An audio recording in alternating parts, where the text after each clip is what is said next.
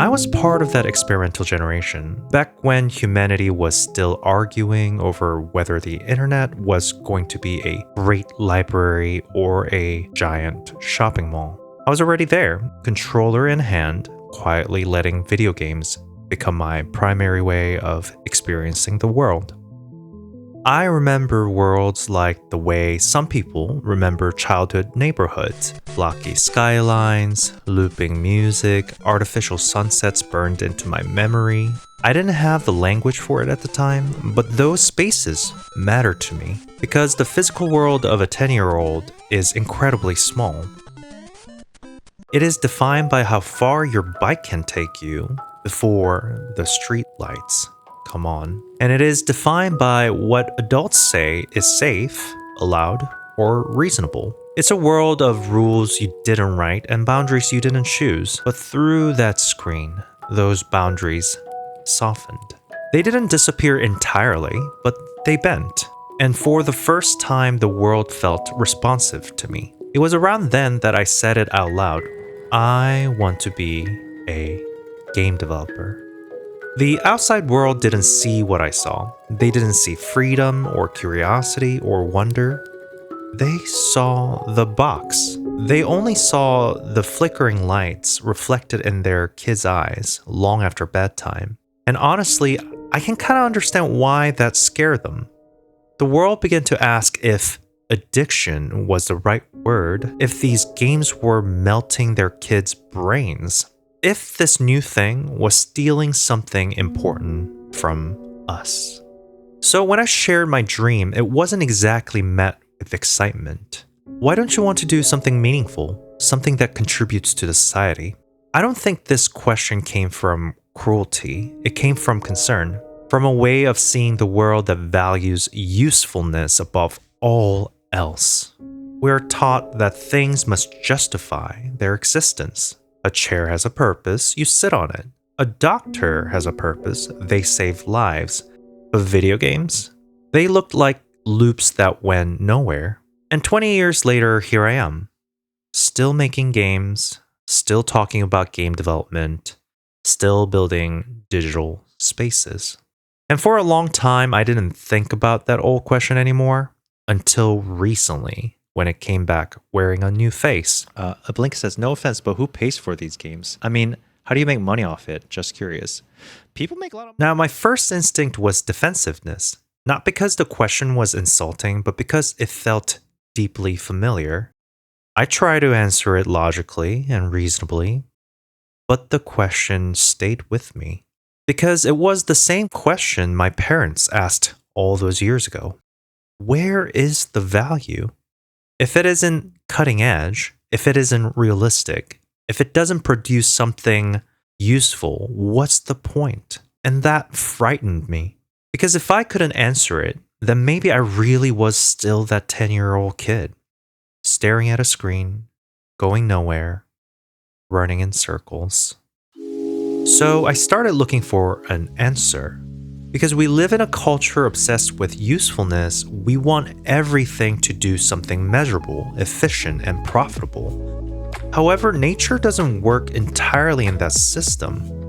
Consider the Bowerbird. The male spends his life building something that looks suspiciously like art. A structure of twigs carefully decorated with bits of color he finds appealing.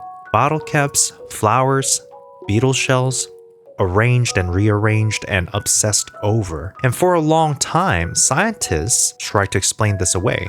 They said it was a signal of health, proof that the bird had excess energy to waste, and that beauty was just a byproduct of biology doing math. Then enters Richard Prum, and he suggests something simpler in his book, The Evolution of Beauty. That the female birds choose their mate based on what they find beautiful, not because it signals anything deeper, but because they simply like looking at it.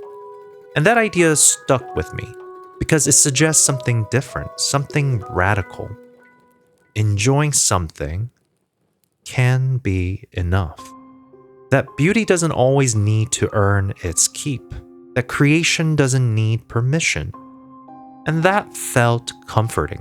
But Enjoyment alone still feels like a weak defense in a world obsessed with productivity, and so I kept digging. Psychology gives us self-determination theory. It says humans need 3 things to feel fulfilled. That is competence, autonomy, and relatedness. And let's face it, modern life is astonishingly bad at providing them. We're constantly made to feel inadequate. Our choices are constrained by systems we don't control. And despite being more connected than ever, we are deeply isolated. And games quietly step into that gap. When you plant a seed in Stardew Valley and watch it grow, you feel competent because you did something, and the world responded to you in kind. When you make a choice in a story-driven game and the outcome changes, you feel autonomous because your decision mattered. And then there's connection. From the outside, gaming looks lonely, a person alone in a room, cut off from the world, and sometimes it is lonely. I remember struggling through a brutal game late at night, tired, frustrated, and ready to quit. And then I saw a small message left behind by another player. Don't give up, skeleton. No reward, no incentive, just a quiet act of kindness. And suddenly, I wasn't alone anymore. That message didn't help them. It didn't advance their progress. It was by every utilitarian measure pointless. So why did they leave it? Why do players help strangers? Why do people build guides and wikis for free? Why do we teach others how to survive worlds that don't even exist? Because we are starving for connection. Because in these spaces, generosity is allowed. Because sometimes it's enough to say, I see you. Games don't just distract us from life. They replenish what life drains. And the same is true of art. Music, paintings, stories, they connect us across time, culture, and experience. So when I look back at that 10-year-old kid and the people who asked why I didn't want to do something meaningful, I think they misunderstood where meanings came from. Meaning isn't always in the object. Sometimes it's in the process. It's in the becoming. The point of the Bowerbird's nest isn't the nest itself. It's the devotion poured into building it. And the point of a game isn't the high score. It's the person you slowly become while you're playing it. Right now, I'm speaking into a mic in an empty room.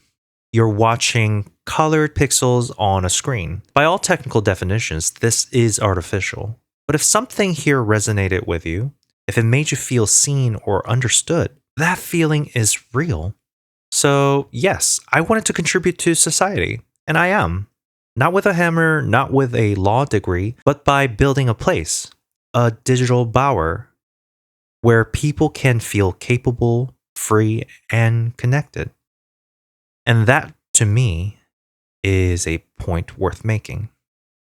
And now maybe you're watching this and you also remember that promise you made yourself. Maybe you want to also build these spaces and you want to contribute to these feelings. But the technical side feels like a wall that you can't climb. And I want to help you climb over that wall. So I've put together a 30-day beginner course. And the course is not about just copying and pasting, but it is designed to help you get your foundations, the whys and the hows of building your own digital bowers.